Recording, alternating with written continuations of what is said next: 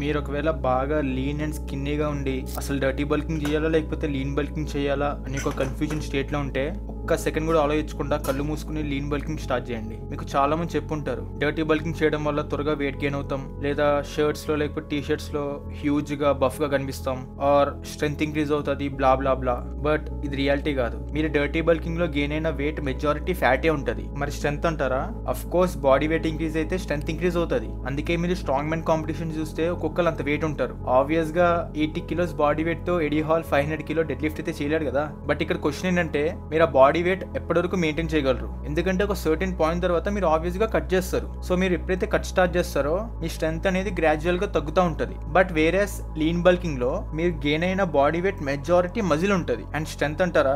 Obvious గా muscle increase అవుతే strength increase అవుతుంది. ఎస్, లీన్ బల్కింగ్ అనేది చాలా స్లో ప్రాసెస్. ఎందుకంటే మజిల్ గెయిన్ కి చాలా టైం పడుతుంది. ఫ్యాట్ అలా కాదు, మీరు త్వరగా పుట్ ఆన్ అయిపోతారు. సో ఒకవేళ మీరు ప్యూర్ మజిల్ మాస్ గెయిన్ అవ్వాలనుకున్నా లేదా లాంగ్ టర్మ్ విజన్ కోసం చూస్తే దెన్ లీన్ బల్కింగ్ వెళ్ళండి. అండ్ నేను నా నెక్స్ట్ వీడియోలో లీన్ బల్కింగ్ ఎలా చేయాలో స్టెప్ బై స్టెప్ ప్రాసెస్ చెప్తా. Follow for more.